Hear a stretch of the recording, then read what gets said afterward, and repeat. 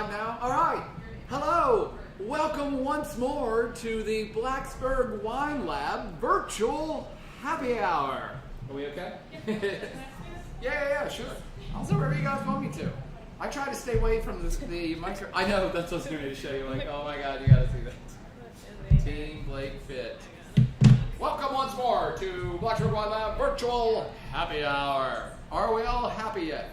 We always like to start, since we screwed up the very first time, by asking, can somebody confirm that you can actually see us and actually hear us as we get started here doing whatever the hell it is we're getting ready to do. We won't talk anymore until somebody confirms.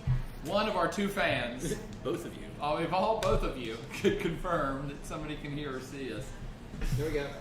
I see Anna Carpenter, Cindy Hagan, Jim Bell, Kimberly Battinelli, James Will again. Thank you all for joining us. Our favorite peoples back into the virtual happy hour have all confirmed that we are once again live. And to kick off the night tonight, I've got absolutely nothing for you. So I haven't even tried the wines that we're getting ready to have for the virtual happy hour, although we have carried the Lapis Luna label before here at Blacksburg Wine Lab. In fact, I believe we had the cab. It's either the cab or the red blend we did by the glass a while back. That was quite popular. And I know Stan the Wine Man through Robin Cellars. They're the ones. They're the wholesaler that provides this wine to us. And Stan the Wine Man did a Monday tasting with us. This would have been months and months. It might have been a year ago. Yeah, so he did actually the Sauvignon Blanc, yeah, and red blend, and the Cabernet. So when Stan did it probably over a year ago at our Monday night flight club, remember we used to call it the flight club. We still need to get jackets made up. We need T-shirts. We need flight jackets.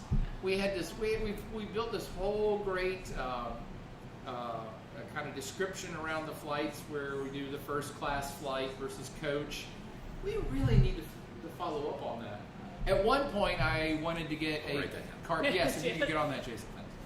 At one point, I had this great idea to get Sketchy Steve or some other artist to make up a logo based on Fight Club the movie. Has anybody ever seen Fight Club the movie? Of course. Well, you say that. I mean, you have to. I think it's a generational thing. I think if you ask anybody under the age of 20, they're pretty much like, "We never heard of it. What's that?" Well, it's crazy. It's a great movie. I think so. But I thought it'd be great to have one of the logos with Brad Pitt looking over Edward Norton's shoulders from Fight Club. I saw a bunch of movie posters that featured him like looking crazy right behind Edward Norton, and I would be the Edward Norton character, and Brad Pitt would be behind me holding a wine glass. That would be our Flight Club logo. I like it. First rule of Flight Club. Always talk about Fight Club. We always talk about Flight Club. Look out, Flight Club. It's the opposite of the movie. Absolutely. Anyway, I'm John Boyer, for all four of you that haven't met me yet, even though I know all of you by name. One of the co-owners of Blacksburg Wine Lab, along with Katie Pritchard, also co-owner. And Jason Hudson, wine guy. Wine guy. Whiskey guy. Wine Whiskey guy. guy. Yes. Whiskey wine guy. Larkin said nice haircut. Oh, thank you, Larkin. We miss you. She's up for more shirts, more t-shirts. More t-shirts. Oh, that's right. And she's an artist. So, yeah, Larkin. I love her map. Oh, yeah, great job Paso with the Robles map is still up that Larkin and her wonderful mother did together, I think. I know they did the, was it Chile we had before that? Yeah, that one was great. Anyway, would you two like to, I've thrown out my trivial tidbit for the night, and I don't know anything about these wines yet, so unless you guys really want me just to go off on some wild, some weird speculative tangent. tangent about something, do you? How are you today, dear? What's up with you? I don't know about anybody else. I've been losing track of what day it is. What day of the crisis is it? Yeah. My wife every morning she wakes up now, just like you used to back in the day. You'd call up time and temperature on the phone. When she wakes me up, she's like, "Wake up! Today is Friday. It's the 18th," and that way I know when I first get up in the morning what day of the week it is. Is anybody else having these issues? Yeah, days of the week are of virtually no consequence anymore. They all just kind of blend into the same. not to brag, but days of the week have been inconsequential to me for years. I don't know if that's bragging. It is, actually. Okay. All right. I don't need to know. We go to work every day. We open the bar every day. We just do what we do what we want to do every day. I mean, we work. Right. But we do the work we want to do. So me and Katie years ago have given up the kind of regular schedule. It's like, no, we work when we want to work. That's the bragging part. Yeah. I hope everybody will eventually be cursed with our lifestyle of do whatever you want to do when you want to do it and get paid for it. Honestly, the only reason I know what day it is, especially of the month, is because I'm dating things in the kitchen. Today, that's what I learned today was 420. I was like, today's 420. Oh, I totally forgot to smoke weed today. I doubt that. Anyhow. How about you? What's up with you, sir? What's on your mind here in the COVID crisis year 6? Well, it's kind of been a decent little reset. The house. I think everyone's houses are getting clean. I think a lot of the restaurants around that have been shut down. It's a great opportunity to get in there and do all that extra cleaning that needs to happen. It's been an interesting little kind of a pause in life. Yeah. I don't like it, but I also haven't hated it as much as I thought I would. It is starting to wear on me. I would definitely like to get behind the bar and to start getting a normal life done again. But we do what we do. No, we miss seeing everybody's faces out there. Yeah. New drinks. Yeah. It is very odd seeing the same handful, 5, 6, 10 faces every single day, and that's all you get. I can take a hint, Jason. I can sit all on the back patio. Fine. I'll leave, man. But what day is it of the COVID crisis? I thought that's what you were referring to. You guys were referring to days of the week. I thought you didn't know how long it's now been since society shuttered. I can't even remember. I think it varies where you were, but as far as Virginia, it's probably only been about 3 weeks, 4 weeks. Officially 3 weeks. Well, the first week had that 1 week of 10 customers at a time. Yeah. See, I count that as a week then. So that's 4 weeks. Yeah. But things were or so. already starting to roll into terror even before that. I think it feels to me it's closer to 6 weeks. Yeah, we definitely had a slowdown of business and people going out and doing things, but I think as far as the official shutdown, we're probably in that, somewhere between 25 and 35 days. Wow. Sounds about right? Doesn't it seem like years? It seems a lot longer than that. Larkin said this is week 6 for her. See? Week 6. I should have asked Larkin first because she was one of the first ones to disappear. She's like, nope, I'm out. I didn't even like Boyer at Wine Lab anyway. Any excuse to not go to work. That's what Larkin said. Absolutely. Pretty sure. At least that's what somebody told me she said. I didn't say it. Yeah, it's to me it's now gone on long enough that this is normal life. Mm-hmm. Which seems like a weird thing to say, but it feels to me like if you do something for 2 weeks straight, that's normal life then. And then you have to get readjusted if you do something different. So anymore to me it's just all average. What's the old adage or the cliche of however many times it takes for something to become a habit? Yes, it's become a habit already. Right. But you're right, I didn't think that this may be the most cleanest spring cleaning event in American history. Absolutely. Households should be cleaner than ever before. Like when this is all over and you start visiting your friends and their house is dirty, you got to just shame them somehow or shun them or what have you been doing? There's really not a lot to do. I've got yard work, I've been painting, I've been building things, I've been breaking walls and destroying things, and I do that every day. the list is just the project list still grows and grows and grows. The honey-do list has been growing for you, right? The list of Amy, yes. She is not scared. And strangely enough, I had great aspirations when all this started. I'm like, oh my gosh, we're going to get a break. We'll do all these great things around the house. No, me and Katie haven't done anything at our house at all, period. Nothing.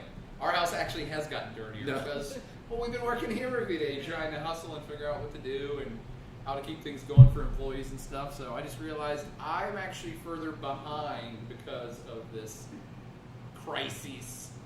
I wish I had all this free time everybody has. But anyway, that's me being bitter. about my hilariously lax life. Well, let's drink some wine. I'll speak for everybody and say thank you for being here and keeping the joint up and going. No, we're not closing no matter what. Absolutely we'll be here not. At the end of it all. I take that back. We won't be here at the end of it all because an update for you Wine Lab fans out there who know at least a little bit about what our game plan is for the rest of the year. We already had planned to close at the end of May because this building is getting demolished and the old Buffalo Wild Wings just across the parking lot is getting demolished, and a huge 6-story building is taking its place over the course of the next 2 to 3 years. Most of you probably knew that, and we are moving right next door, literally 100 feet from where we're currently sitting. We'll be going to the big building next door, 2 doors down from the Starbucks. And because of all of the crisis and the shutting down of society, construction has not stopped. However, we're ahead on construction. Construction projects are actually being accelerated everywhere because just, speaking of construction, somebody's banging on the ceiling right there. Because not all construction was canceled, but enough individual construction jobs across the country have been canceled that most construction crews are ahead on all the projects that they're working on, including ours. So we're at the point now that it may be a month. We may be looking at early May. Well, actually, it is almost early May. We're looking at maybe mid-May instead of late May of shutting down here to make the transition to the next phase. No idea. That's the update. That's going to be fun. Yeah, so we were shutting down whether COVID ever happened or not. We had originally planned and pushed hard to stay open till at least graduation to make all that VT hokey money. Give me that money, girl. And we didn't get none of it because nobody got any of it. So that's the plan. We may be ahead of schedule in a brand new space that will have some brand new elements, including a bunch of brand new drinks, which will be coming online. I'll just plant that little kernel. That'll be a surprise flower whenever we open back up and you see what new stuff we're doing. But let's get back to the wine. Oh, sorry. James asking, how long do you think it'll take to move? 7 to 10 days? Just because we can start piecemealing it now. Because we had planned to be like open with people dining, so you couldn't really move anything until after we closed. But now we can kind of do piecemeal because no one's in here. Our original plan was to stay open to the absolute bitter end and close, say 2 days after graduation, and close it, and then just start stripping the walls and the furniture. And we have to take apart this wall, take all the lighting. So our original plan was push as hard as we can for 10 days. I thought we could do it start to finish in 10 days. Realistically, it was probably going to be closer to 2 weeks, maybe even 2.5. But now everything's up in the air because since we don't need to keep any of the lights, we don't need to keep this wood on the wall. We can actually start moving stuff, and we'll start moving stuff as early as next week. So that's why we're going to be ahead of schedule. So I'm thinking now, to answer your question, Jim, I'll be better. I can better assess it, say 2 or 3 weeks from now, when we really get to that point of let's do it, let's pull the trigger and close. I'd say tentatively right now, the 7 to 10 days being closed should do it. And to me, 10 days is now going to be an easy safety margin, and it may be much less than that depending on how much stuff we already have moved at that point. It could be a week. And I feel like there's not a lot of building going on right now, so getting our inspections done, I don't think anybody's super busy, that they can't schedule us at a proper time. So yeah, anybody that's had a construction project ever in our country, and certainly in Blacksburg, knows that you get behind. Well, contractors get you behind, and subcontractors get behind in schedules, but you also have to do all these inspections when you're a business. Multiple inspections, building inspectors, health inspectors, it never ends. ABC inspectors. So you can really get cascading behind if any one of those pushes you back on schedule or fails you for whatever reason. We won't fail. Our business model is immaculate. Our building is immaculate. Our standards are immaculate. So we will pass everything. But you're right. We should be accelerated on that schedule as well. Yeah, hopefully. We should. I can't imagine why we wouldn't be. But anyway, let's drink some wine. Absolutely. We'll chat about building some more and maybe a fire sale. be great to move all the wine off the shelf so we don't have to physically move it. I'd like that. Let's buy a bunch of wine, everybody. Yes. The more you buy, the less we have to carry. Help our poor business so we don't have to move wine 50 feet. Exactly. All right, who wants to give me the spiel on this? Because while I've given you some background of I know the labels, I actually don't know the wines. Even when Stan the wineman did his tasting and we had it by the glass, I don't think I ever tried any of them. Ever. Just didn't. They're beautiful labels. Yeah. Well, again, we have another great brand here that's got very old, distinctive labels. So we're going to start with Lapis Luna is obviously the brand. First bottle that we're playing with is the Sauvignon Blanc.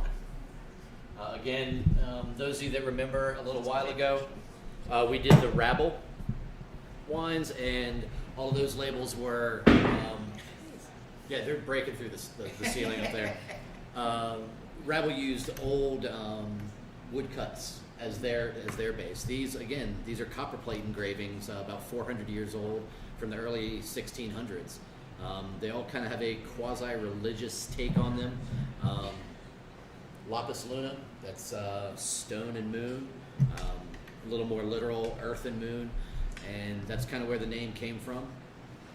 The wines they do a full list of wines: Cabernet, Pinot Noir, Sauvignon Blanc, a Chardonnay, a red blend. I think I'm missing one more, but maybe I'm not.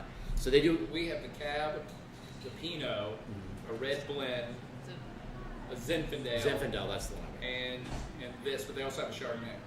I figured the Chardonnay would be boring, just because we have so many Chardonnays. Yeah. Well, boring, but Well, have a lot. yeah, Yes. we don't do a lot of Chardonnay. Us three. Yeah. But I mean, we have a lot of Chardons in the store. oh, certainly. So, didn't mean to interrupt though. That's what I do. That's fine. That's fine. Lapis Luna, they're out of California. They've been around for about 25 years now. Just recently got purchased about 4 years ago by a big conglomerate, and they kind of changed up their labels a little bit. North Coast, think Lodi, think Mendocino, think pretty much the northern reaches of California growing, and that's where this wine's all coming from. Oh, so their juice comes from different AVAs in California? Mm-hmm. They pretty much Mendocino and Lodi. Lodi, Mendocino. And is North Coast of California AVA? It it is. called North Coast? Yeah.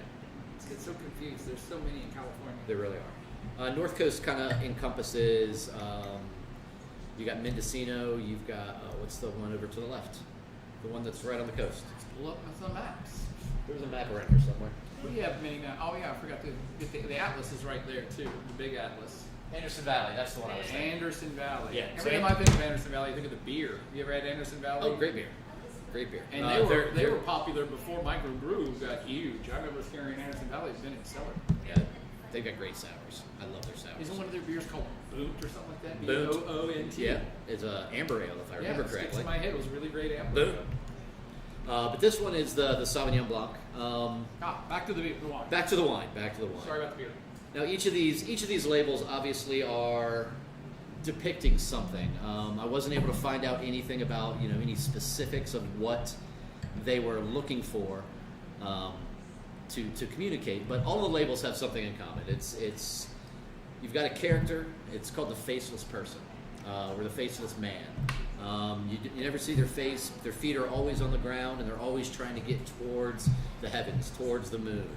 And it's pretty much just all of these labels and wood cuttings, kind of the timeless story of struggle, aspiration, and redemption, I suppose.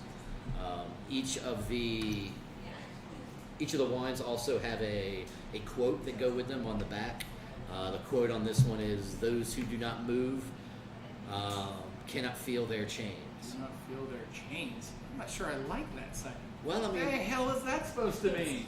You don't know you're a slave. That's what I interpret from that. well, I mean, kind of, but also if you're set in your ways and if you don't go outside of your boundaries, you never really know that you were bound to begin with. Okay, I like that better. Oh. I like that better than you didn't know you were a slave. That was just my interpretation. Do not feel their chains. Okay, all right. It's got Yeah. great creaminess and acidity But too. enough about the labels and all of that. I mean, it's all very interesting. But let's actually drink and talk about the wine itself inside the glass. They're super cool labels. The only thing I'd say is to finish with labels is they kind of look like something from the Book of Revelations. Well, they all have definite religious undertones with all of the angel wings. This little cherub with the wings that has a ball and chain attached to him, trying to reach the moon or something. Okay. It's a texture too. Yes, it's a textured like block print. Yeah. Or you said it's copper. Copper plate. Yeah, yeah. Yeah. Anyway, for Sauvignon Blanc, it's delicious. It's easy. It's really tropical. Tropical fruit, Yeah. which is not something I typically associate with Sauvignon Blanc. It does not have the very prototypical extreme grassy flavors. That's what I really like. No, It's like creamy. it's very tropical. A lot of orange, a lot of pineapple, guava. But the acid, to me, is even fairly mute compared to your even average Sauvignon Blanc. And we talked about this before. Maybe we did it just a couple weeks ago when we were doing Ravel.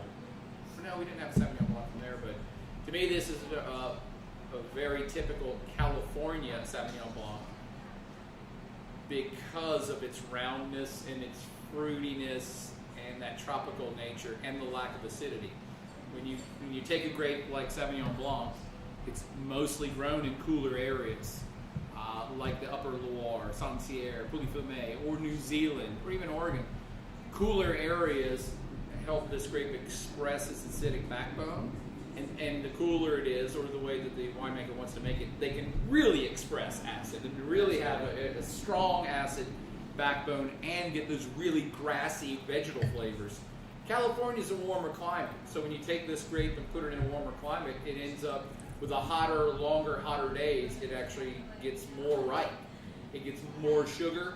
It can make a higher alcohol Sauvignon Blanc or a higher alcohol whatever wine, but at the expense of the acid backbone. So as grapes get more and more ripe on the vine, they increase in sweetness, and they are actually burning out some of their acids simultaneously. So when you get big, hot climate grapes, they tend to lose acid, and that's not so pronounced in big tannic red wines like the California Zinfandel because they're so huge, they have a bunch of everything. But for white wines that are more delicate, it's more evident that this lacks acidic backbone because of that conversion of sugar or acids into sugar during the late ripening process, or just longer ripening process. Also, longer ripening means it has a bit of a higher alcohol for Right. So what's the alcohol? It's 13.8.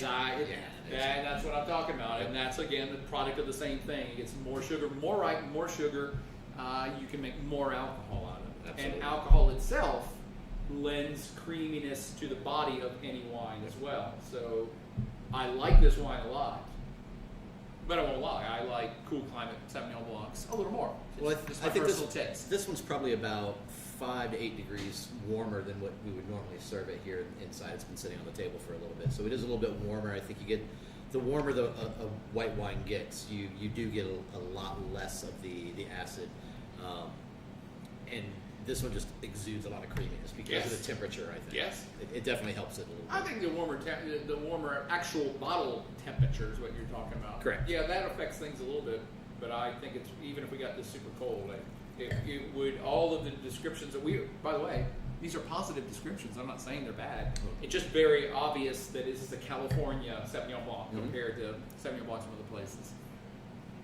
I like it. I get almost a hint of peach. It's tropical. A lot of stone fruit.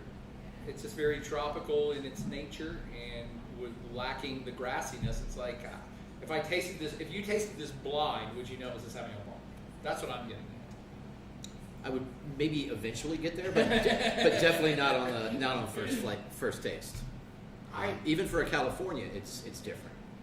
I think this would pair great with I don't know why, with fruit salad or some peach, roasted peach salad. I agree. Yeah. Absolutely. I wouldn't want to pair it with pasta or things that it's almost overpower. It's pretty strong. No meat, no dairy, maybe a little bit of cheese, white cheese, something milder. We mostly love Sauvignon Blancs, typical cool climate Sauvignon Blancs with fish. I love it with white fish, but this one, no, I would not pair this. Normally Sauvignon Blanc, anything that has a lemon, you're going to drink Sauvignon. Yes. Sauvignon I wouldn't Blanc. do it with this one. Definitely not. Definitely not. In fact, I think lemon is this has no lemon qualities to it whatsoever. No, you were mentioning tropical fruits, you mentioned a little bit of orange. Who said guava? I think it was me. Yeah. It's tropical fruit, but not citrus. Right. It's on everything else tropical fruit side. I don't get kind of any of the kiwi, lemon lime. Yeah. I get a little bit of, maybe a tiny bit of citrus zest in the nose, but definitely not on the palate. Definitely not on the palate. And with that, and lacking that acidity, it's again even more muted. My first guess, if I had tasted this blind, which we should try a blind tasting. We should do that. Of course, that makes it harder for people to buy it at home. We could just have someone here make a blind tasting and not tell us what it is and sell it. Yeah. Julian, you've got homework. And then we would try to assess what it is, and you at home would already know. So each bottle could be labeled. That would be fun. Each flight bottle could be labeled of what it actually is, but us three won't look at it. Well, they could also might be fun if they do blind too, because they have 1, 2, and 3, so they have the right. Oh, there you go. order. If you want to play along at home, then it could just be a blind tasting for all of us. Yes. There you go. That'd be kind of fun. That would be neat. See, that's what I do. I'm the ideas guy. Now somebody else go do the work. But what I was going to say is, if I was doing this blind, my first guess would have been Chenin Blanc. I would have said this is a really nice Chenin Blanc from California or Noir. Yeah. It's funny because Jim guessed like a Moscato, or I guess even Muscat. Oh, I could even see It's that got too. that floral component. It's got a great floral component, but again, it's not a typical Sauvignon Blanc Definitely not. bouquet, to use the technical terms. Anybody out there drinking the wine have any thoughts on this one? Well, Jim already said something. yeah. Thanks, Yeah. Jim. Yeah. Yes, he's feeling definitely American style. Everybody loves the labels. Yeah, they're great. Cindy Cook is happy she was able to come up for her 2-week once outing that she has. So. Awesome. Thanks, Cindy. And Sean is in the house as well. Hey, Sean and Matt. Mark with Townsend just popped in. They're everywhere. Larkin and Cassandra all hanging out. I'll go out on a limb since Sean and Matt and Mark are in this. I would, if they're doing this wine, I would think they would not like this wine very much. Just knowing their taste, I wouldn't say not like. They wouldn't go back for a second glass of this. It would be my instinct, just knowing people's palates. But you could tell me I'm completely wrong. That'd be fine too. Where's Tim? Laura Oganowski. I never said I said that right. Laura Oganowski? Yeah. Yeah, I remember her. Yeah. Hey Laura, what's up? Laura's awesome. If it's the Laura I'm thinking of, she's awesome at getting pictures with celebrities. Yes. It seems like I've seen her with picture with like Obama and a bunch of political people. And I think if it's the same Laura, she also makes everybody hug her, right? She's all about hugs. She's like, bring in the hugs, even to like important famous people. And I always thought was hilarious because I do the same thing. Is that the same Laura? Are you out there, Yes, Laura? she said that's Yep, that's me. That's me. Celebrity hugging Laura. Celebrity hugging. Yes, I love it. I don't think we hug enough. Oh, I guess we're not supposed to do that ever again in the future world we live in, which I'm going out on a limb. I find it preposterous. Even when the doctor, what's his name? Fauci said we should never shake hands again ever. I can't help but think in my head, that's never going to happen. I mean, we've had pandemics in the past in human history, lots of them. We've had much deadlier pandemics in history, lots of them. And thousands of years of cultural tradition just don't get thrown out the window because of a singular event. So, I don't know. I like that guy. I think he's wicked smart. But that was a bit of a stretch. We're never going to shake hands again. Old habits die hard, as the old saying goes. You can tell a lot about a person by their handshake. Their handshake, but the other thing that slightly bothered me about that statement of we should never shake hands again, it's like, oh, so what's worse than shaking hands? Hugging's off. So, no, we should never hug humans again. Like, I don't know. If we start to get, for a future society is that antiseptic, I'm not sure I want to live in it. That doesn't... Jim suggested bowing. That was like Bowing. Japanese bowing, yeah. Oh my God, Jim, that's brilliant. Bowing. Bowing would be safe. I can't see Americans doing that. I can't. Again, old habits die hard. Yeah. That one's going to be a tough sell. I Absolutely. think. Absolutely. But do you want to live in a world where you would never hug anybody ever again? My brother It's might a be. question to the audience. Might be down for that. Your brother? Derek is like a very don't touch me. Like him and my wife are really good friends. They like each other a lot. They love each other a lot. But when they say goodbye to each other, they high five. So they've been social distancing for years. Yeah, they just high five and move on. Move on. Yeah, move Derek. on. Derek is not a hugging person. I don't think I've ever hugged my brother. Well, I've never hugged my brothers, but that's by choice. Yeah. My family loves hugging. We're all about it. Yeah. Well, I was broadening up. Would you never hug a loved one again? Oh, absolutely. That's what I'm saying. So handshake That's is ridiculous. handshake is much less than hugging, and so if you're trying to rule out all touching for the future, I don't think that's a world many people really want to embrace. Pun intended. No. So you get it, embrace. Oh, jeez. There it is. All right. Enough of this Lapis Luna Sauvignon Blanc, which Yep. again, Super. positive points because it doesn't have the excessive bouquet of grassiness or gooseberry or the acidic backbone. It's actually way drinkable. So you get this bottle cold, you can pour this one over your face. This thing would disappear rapidly at a dinner party. That's a porch Disappear chugger. rapidly Absolutely. at any sort of party. I think it's interesting too. So we know Cassandra, she likes New Zealand style. Oh, yeah. She's like, I like this. I like New Zealand better. And then, Shocking. Yes. Kimberly is like, no, I don't like New Zealand. I like this style Yes, better. of And course. I like this style more than I do New Zealand. You do. Yeah, I don't. They just the New Zealand one just getting way too super grassy. Absolutely. And, cat pea and gooseberry. Sometimes they push that a little too far. Yeah. Yes, there is an actual New Zealand wine called Cat Pea on a Gooseberry Bush. I don't know if that's still around. I remember when it came Yeah. out. That was the name of the wine, Cat Pea on a Gooseberry Bush. I can't Google imagine it. how assertive that was. It was pretty nasty. I mean, well, if you like the style, Sure. it's wonderful. But it really did have elements of Cat Pea. I mean, now they pushed it. It was a very cool climate site in New Zealand, already a cool climate biome. I only go off on rants, by the way, about these differences, stylistic differences between countries to educate you. So if you, for what we've just now discussed for 15 minutes and you now drink this wine, you now know, like Kimberly, that she likes warmer climate Sauvignon Blancs. And Cassandra knows she doesn't like warmer climate Sauvignon Blancs. She prefers cooler climate Sauvignon Blancs. So that helps you as a consumer when you're shopping, which, I mean, you're only ever going to shop here, so we're here to help you. But if you find yourself somewhere else on the planet, you now know, oh, I prefer warmer climate Sauvignon Blancs, or I don't. And that will help you when you're perusing through store shelves. Absolutely. I don't think I've ever had a California Sauvignon Blanc that was much more assertive than this, by the way, in the cool climate sense. Right. No, I don't think so.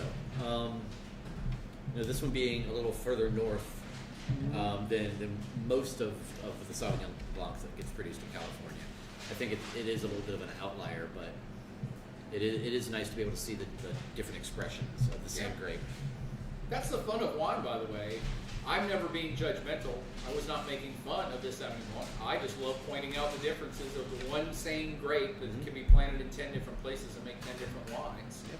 I mean, we keep coming back to this. Yeah. We did that with the Pinot Noir last week. And speaking of Pinot Noir, we have Oh, there you go. our Nice segue. Nicely placed. You like that? You like that? So this is our second. You don't need to. It's our second glass or bottle of wine. It's the Pinot Noir.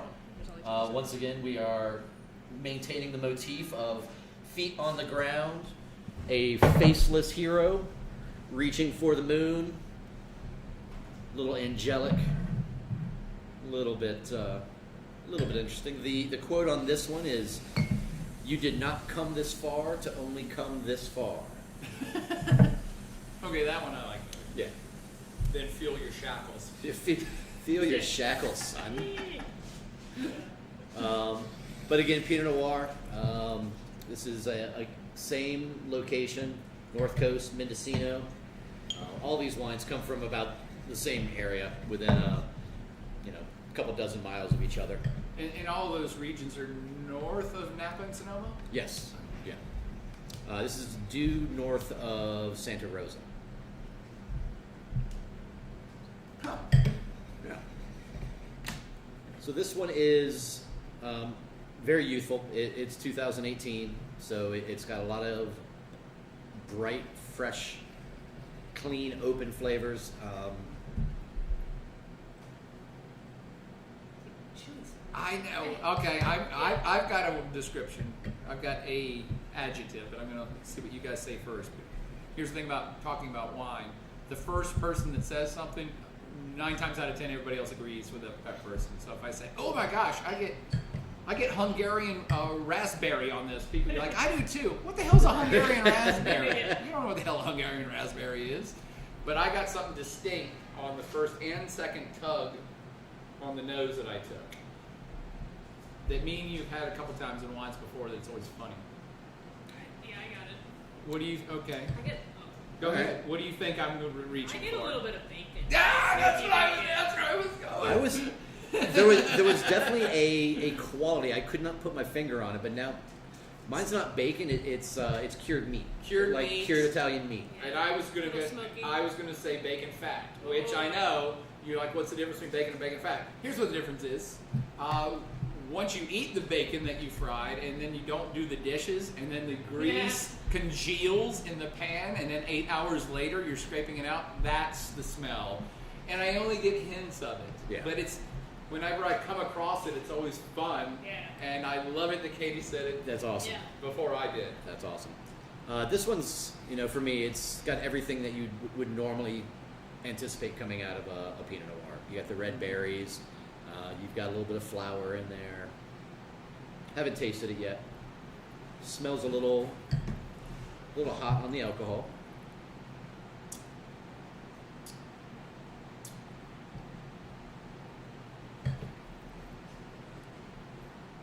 I'm still getting, now that I've taken a sip, I'm still getting cherry, kind of some of the typical chewy cherry. It was the chewy chocolate cherry. Some very typical Pinot Noir flavors. But again, a light cherry and I don't know, maybe a little bit of blackberry, maybe a little bit of strawberry. Actually, I changed that to strawberry, an overripe strawberry. But I still get a little bit of that bacon fat. Yeah. It's really It's interesting. just I placed tried in it. there. I tried it last week. I got more oaky characteristic. I get more. I know. I don't know why I got it at the beginning. I get a tiny bit of petrol as well. I get a little bit of that kind of. Well, bacon fat's petrol. some kind of hydrocarbon, whether it's the nose, the taste, somewhere in between that I can't put my finger on, but I'm definitely getting a little bit of something that's a little hot. You said chocolate cherry, and I was like, so Maddie of Feast and Company brought us some pork today. That we have 2 new sandwiches, a Cuban sandwich and a pork banh mi. But he also brought us on the menu, right? Yeah, some employees, you guys have brought us a couple of their smash cookies they're doing out of Eastern July. This wine would pair awesome with their smash. What the hell's a smash cookie?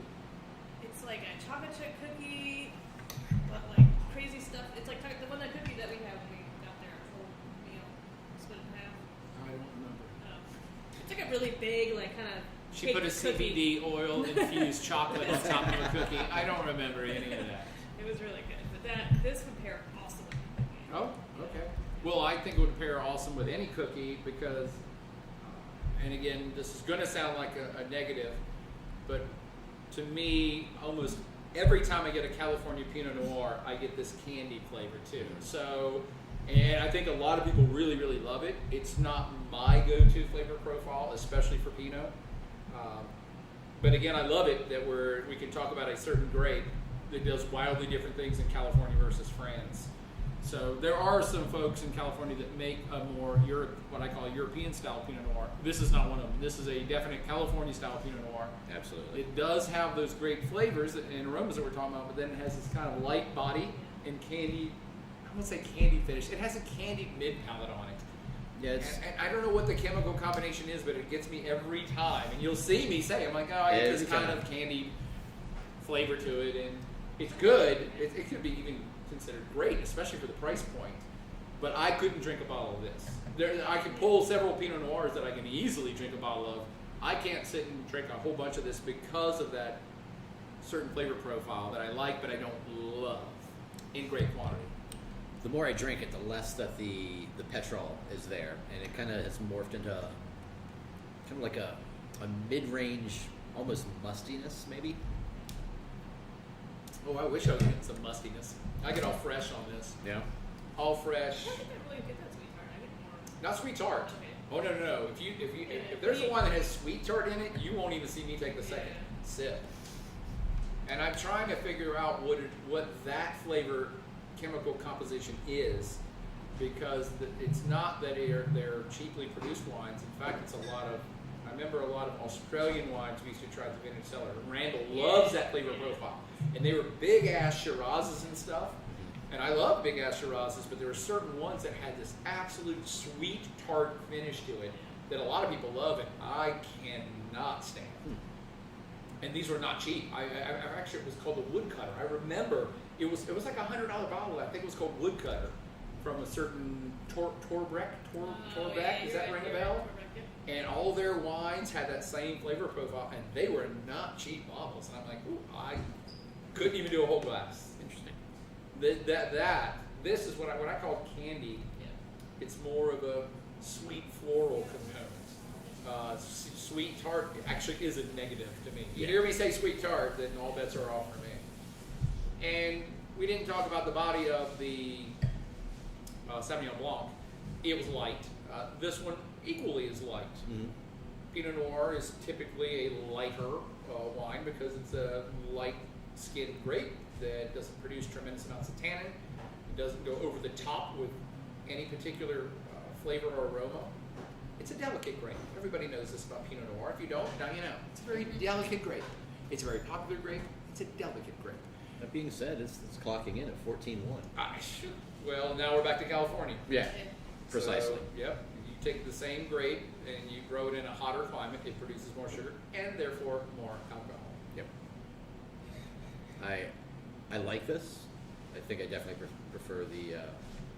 What was the European Pinot that we had last week, 2 weeks ago? Yes, thank you. That was it. Yeah. Oh, Lighter. was that 100% Pinot Noir? I forgot. That was The the no one? the no. Yeah.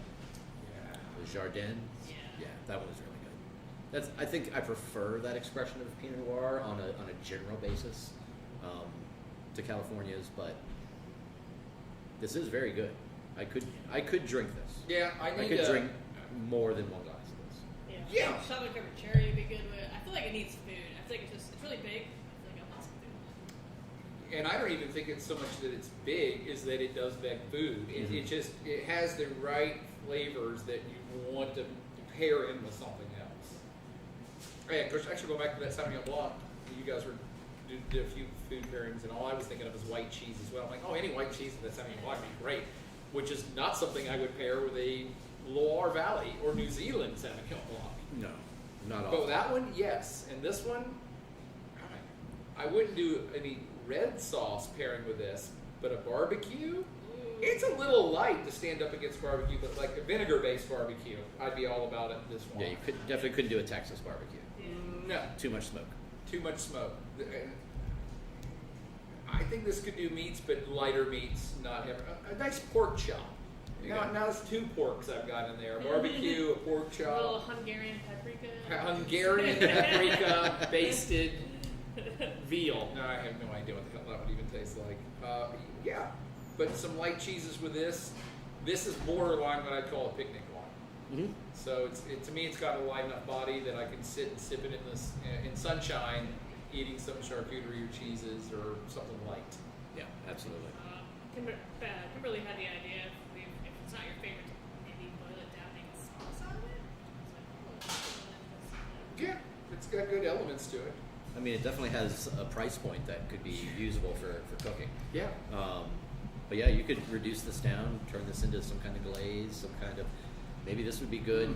You know, reduce that down, cool it off, pour it on top of some ice cream. A little vanilla ice cream, a little chocolate ice cream even. That would be nice.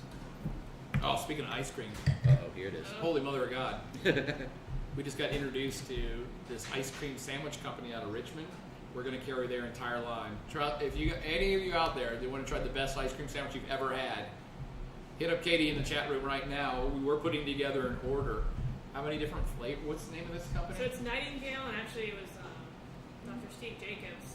Dr. Steve Jacobs in town's daughter works for them, or works for an advertising agency? No, works in the marketing team there. Nightingale Creamery? Nightingale, just Nightingale. Ice cream sandwiches. Ice cream sandwich. Holy cow.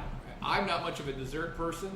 And there's smaller ice cream sandwiches, and it's like, it's all you need. These suckers are rich, great flavor profile. We just tried one 2 or 3 days ago, and we're like, nope, I order them all. We'll get us all of them. We'll take all of them. Perfect. Yeah. So if anyone who wants to get down on that, I had the genius idea, because I know a genius. That just like wines that we offer, instead of buying a whole box of, like, say, peanut butter and banana, we're going to have ice cream sandwich flights here, so you can get 3 or 4 flavors. I like it. Instead of just having to buy a whole box, right? Right? I like that. Said Laura says she loves them, and then her favorite is the Cookie Monster one. Cookie Monster. I think we tried that one. Did we? I think so. Okay. They were almost too much. Katie divided one small ice cream sandwich up into fourths and handed it out. Yeah. And that was all I needed. I'm like, I think we had 2 fourths each, because we tried 2 different flavors, and I could not do anymore. I'm like, Good. So I need to order my wife 2 of them. Okay. it's like, this is so great. I don't want any more right now. It's a great bite. Yeah, I think it'd be awesome to have them in a house where we maybe do half, and like you have dipping sauces, and like Pair that up with a little dessert wine, a little port. Yes. Oh my gosh. You know, with some ports. Or sherry's, a cream sherry. They also had like a Nice. chocolate banana ice cream one that I thought would be good with the Tardio, the Argentinian. Oh, the late harvest. Yeah. The late harvest Torrontés. They're both so like floral unctuous. And a banana ice cream sandwich. Damn, that does sound good. All right. We're just gonna, if We're you just gonna all, eat by a the lot. way, I always keep meaning to send something out to our client list.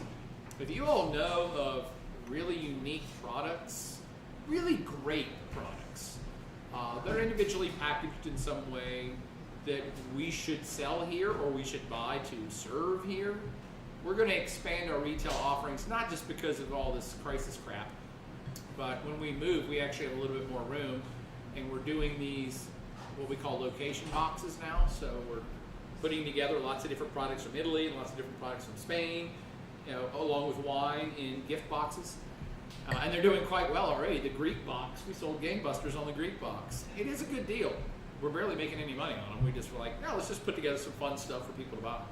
Anyway, if you all know of products that you've had in other places and you're like, man, I wish I could get that in Blacksburg, let us know what those things are. I want us to carry stuff that you can't get anywhere else, that you've been waiting for Trader Joe's to open up in Blacksburg so you could get these particular products or this particular thing that you had in, you know, Timbuktu, and you're like, man, I missed that. We're open for suggestions on that, especially because if suggestions come from you, our Blacksburgian local clients, then we know we already have a market for it. But I'm all about, what can you not get here that we may be able to track down and buy in volume to provide to people? I think it's a fun business model as well. I'm excited because the Nightingale worked with a certain distributor that I had no idea about, and they also source a bunch of stuff from Charleston, South Carolina. So when it's been there and had like Callie's biscuits, they have like those products that you can get. I'm like, oh my gosh, I love their biscuits. So I'm kind of excited. They have grits too. They have like native, not native, what do you call heritage, heirloom Grits, corn grits and pickle. They had chips that are flavored like fried pickles chips, and I was like, oh my god, yeah, we gotta try those. Yes, bring it. That's how we found the voodoo stuff. Somebody told us about voodoo, right? I'm like, what's this? Oh my god, best potato chips ever. They're so good. Kimberly gave a candy that I looked up. Ooh, okay. Good.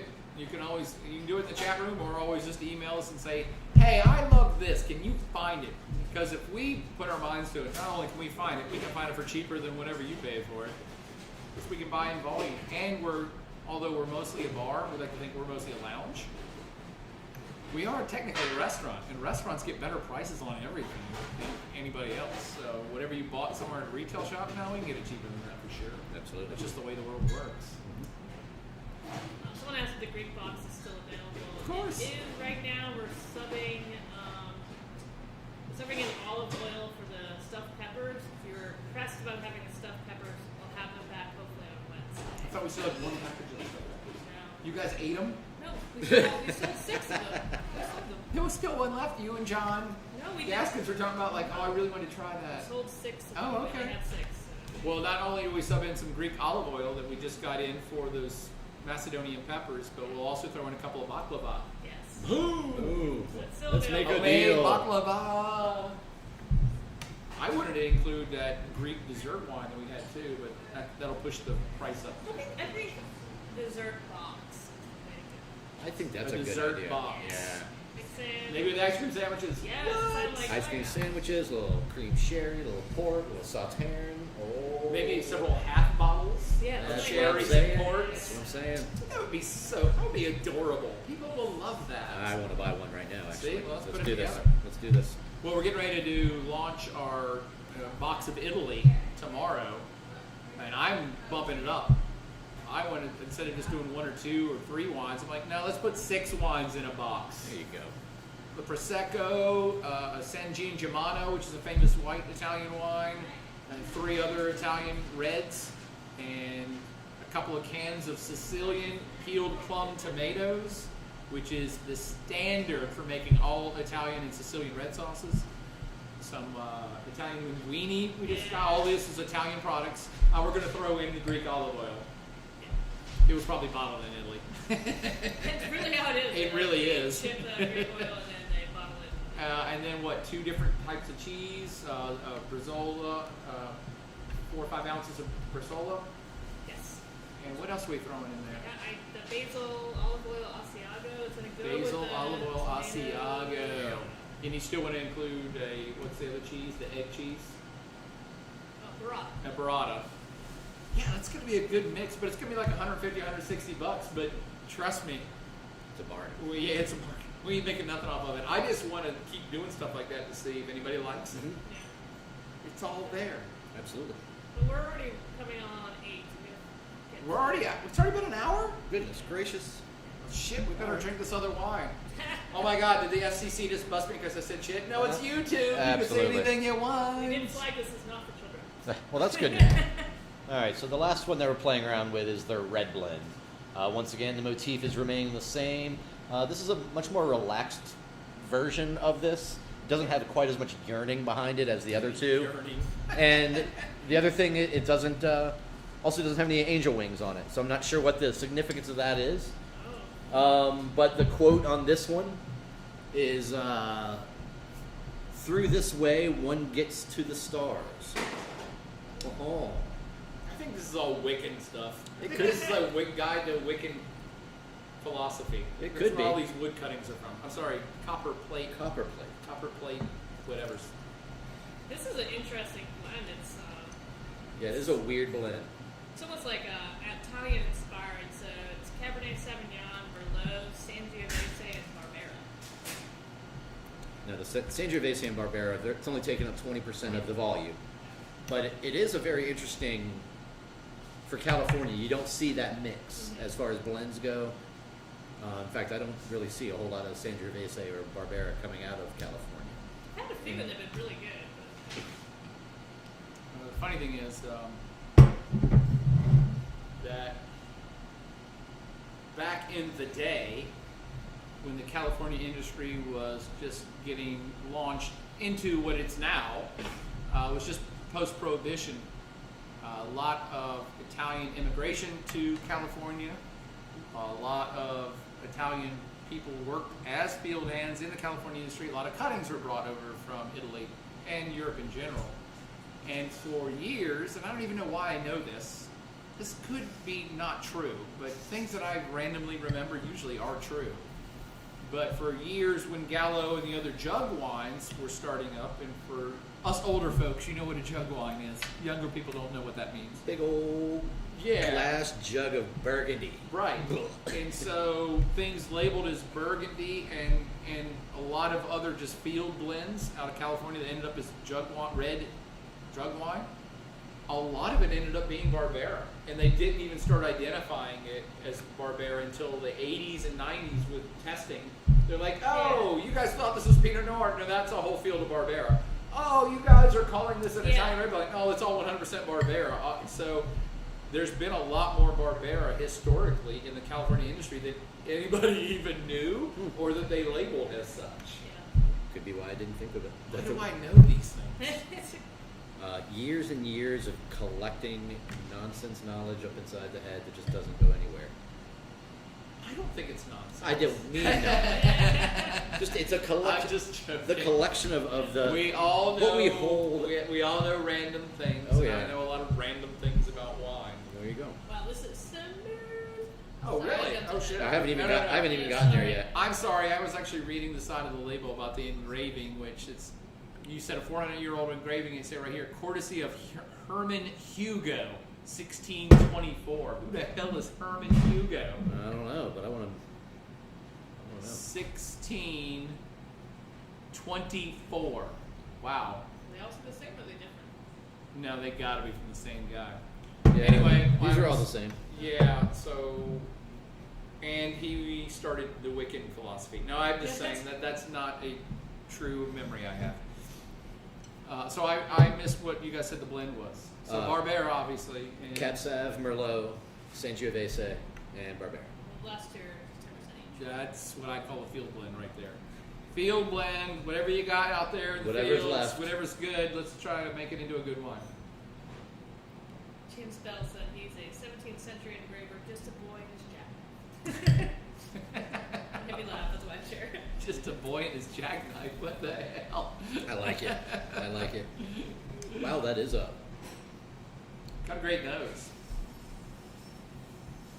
The first thing that, I say the most prominent thing that jumps out of me, I want to say it's like a blackberry bramble flavor. I get a little bit of a vegetal bramble right on the nose. Yeah, I got a little hint of green pepper, but like, Yeah. like brambles, It's more of a blackberry, bramble. blueberry, almost like a little bit of berry pie or something. Yeah. Huckleberry.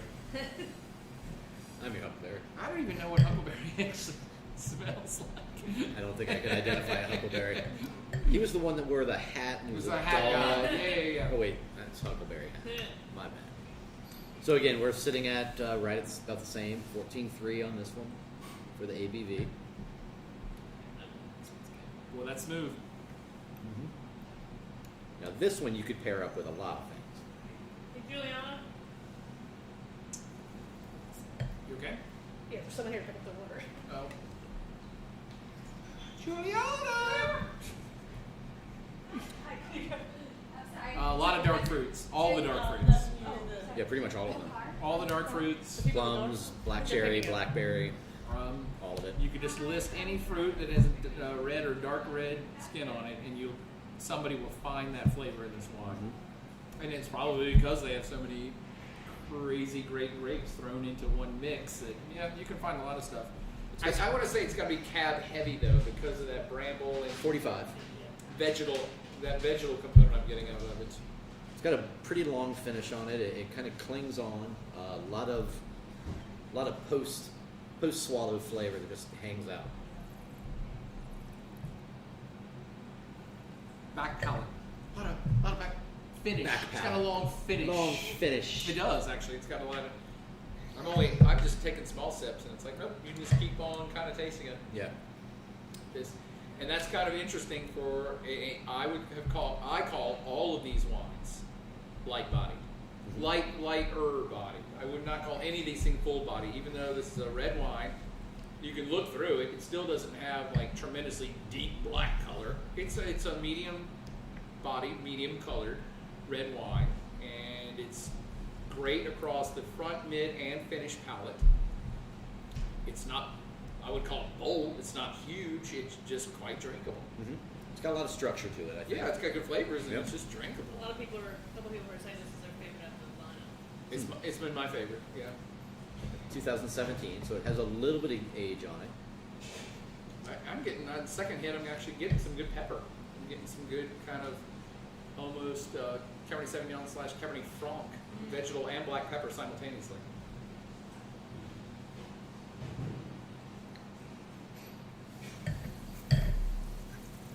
And I already like this more than the Pinot. Again, speaking relatively here, Lapis Luna. If you're listening, I love all your wines, but I could drink a lot more of this than I could the Pinot because I'm not getting that mid-palate candied flavor. This is more kind of straight up fruit, some good solid dark fruits without that flowery candy flavor. I think this would be really good with like a peppered steak. Oh, yeah. Yeah, I do. Now this one, almost like their Zinfandel, I'm assuming, like most Zinfandels, this would be up for more robust barbecue. Yeah. Or Or brisket. You know. Or a brisket. I'm not even sure I would do it with a big steak, Yeah. but I would do it with barbecue.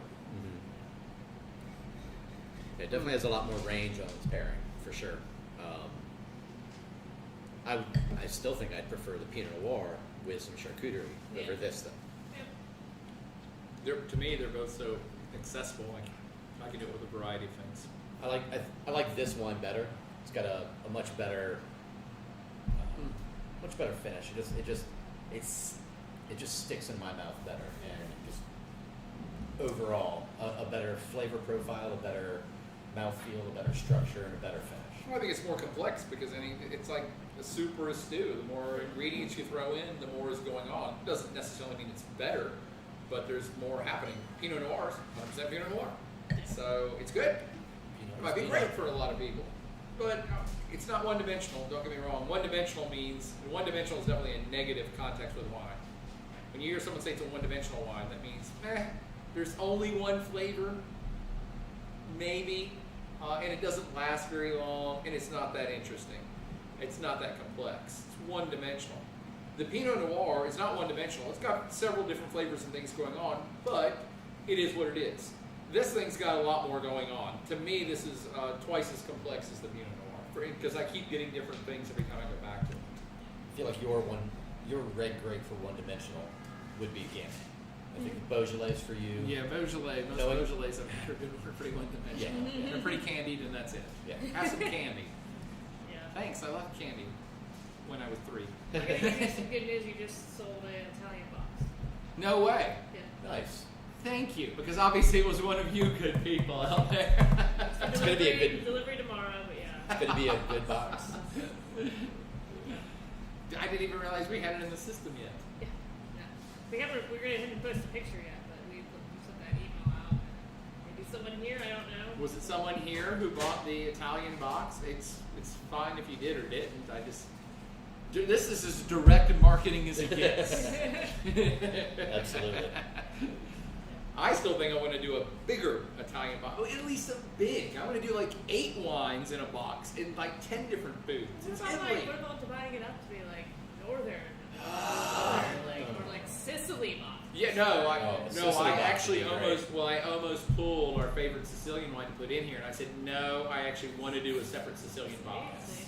We can get that. Remember we had that. What other specific Sicilian products can we get? That cheese that like hung on like the wall over it. Like, Yeah, but I don't know that that's.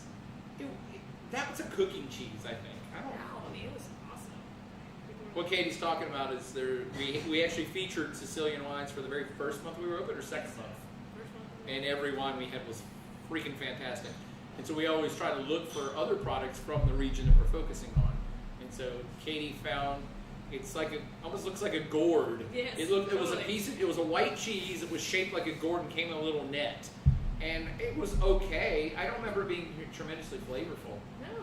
But then we took it up to Kiko up at Gaucho's, and he was the one that said, "Oh no, you hang these cheeses."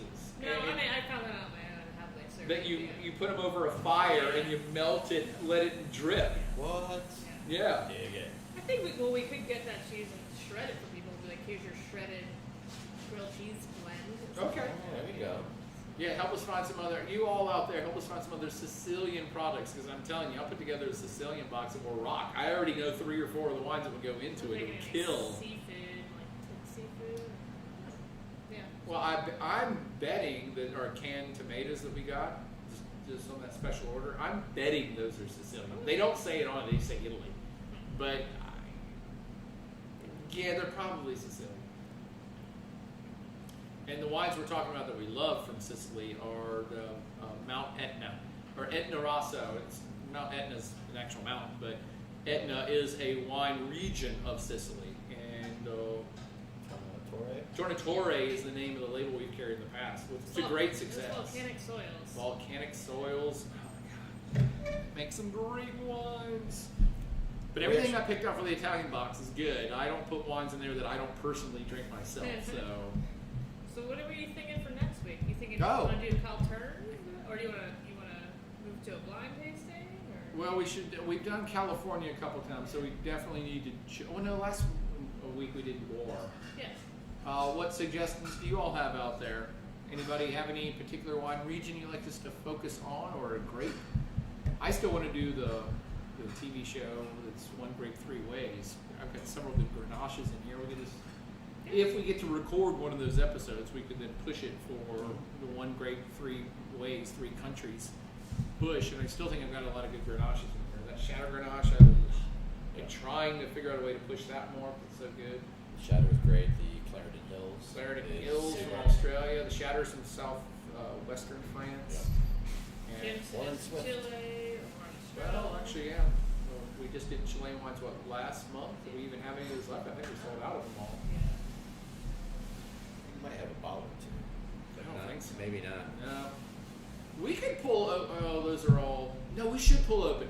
I've randomly came across on specials and on sales.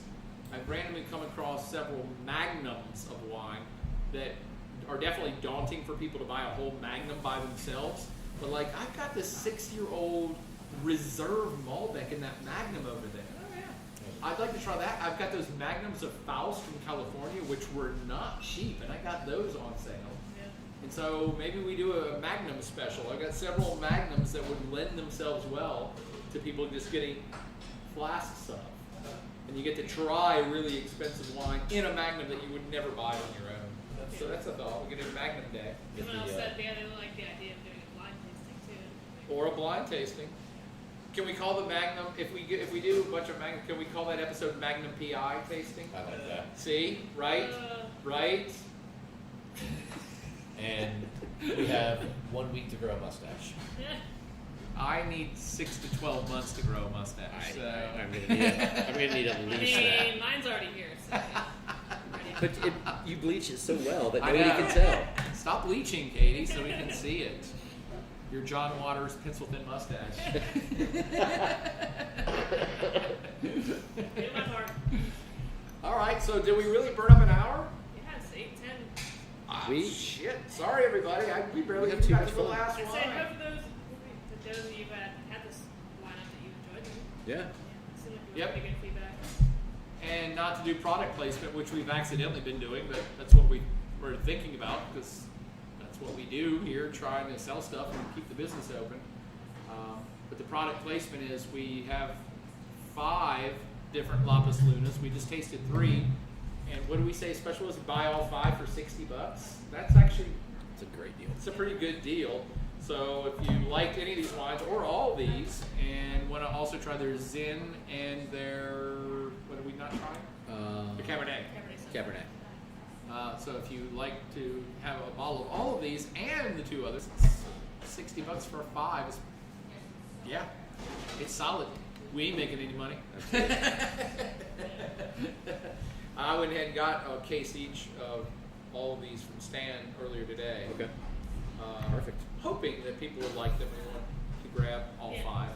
I mean, would you want to do, say, you get 5 or 1? Oh, sure. Yeah. Well, I'll just say, what is 60 divided by 5 is $12 each. So why don't we just say if you get 5 or more bottles of anything, it's just $12 a bottle.